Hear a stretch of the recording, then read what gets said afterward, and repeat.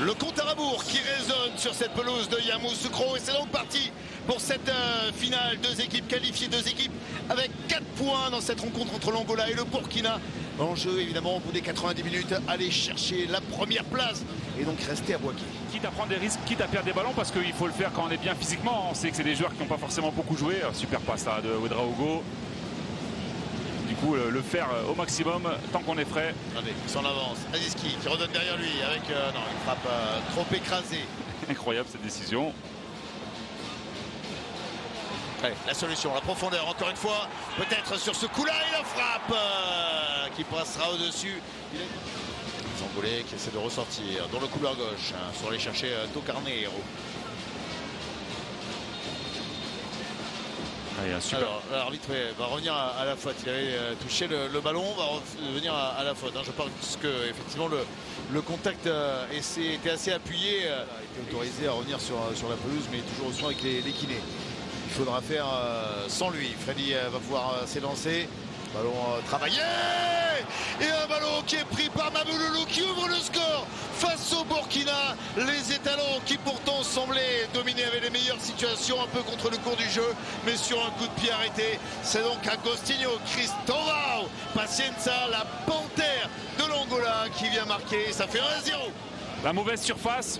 On parlait de choix technique sur le plan offensif. Là, c'est un choix technique sur le plan défensif. Il n'a pas forcément l'habitude et qu'il n'a pas fait de différence. Vouloir encore pousser le ballon, c'était un peu trop présomptueux. Et c'est là-dessus que l'arbitre va donc siffler la pause ici à Yamoussoukro avec pour l'instant les Palancas Negras de l'Angola qui grâce à leur avant-centre insuffler un nouveau souffle dans son équipe qui va donner dans quelques instants. Le coup d'envoi de cette deuxième période, les étalons sont menés 1-0 par l'équipe de l'Angola. Ils ne sont pour l'instant pas assurés. Évidemment, vous entendez évidemment que le public réclame un penalty.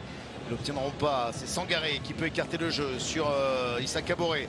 Le centre du latéral pour un coup de tête magistral qui malheureusement va fuir le cadre. Pour l'instant, l'attaquant de la Renaissance Berkane au Maroc, Djibril Ouattara. Aziski va le donner justement, premier ballon avec Dango. Dango Ouattara qui frappe mais qui n'arrive pas à accrocher le cadre des buts angolais de cette équipe angolaise qui sans avoir de grandes stars a quand même des joueurs de ballon, arrive à avoir un jeu cohérent. Mabouloulou de loin qui va essayer de frapper et c'est Hervé Kofi qui va se jeter sur ce ballon qui dégage très rapidement le gardien burkinabé. Je suis surpris. Oui, c'est pour lui porter chance. Regardez, le ballon profondeur maintenant avec la sortie de Neblou qui vient se jeter devant Dango Ouattara alors que c'était une énorme occasion d'égaliser.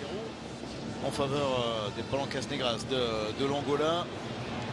Ils sont premiers du groupe. Attention avec une nouvelle situation favorable. Luvumbo donne le ballon derrière lui. Estrella pour la déviation. Mabouloulou frappe mais sans y mettre la puissance et donc de rendre le ballon aux étalons du Burkina qui reste en position haute avec les 10 joueurs de champ qui sont dans la moitié de terrain. La frappe tentée de loin. Il aurait fallu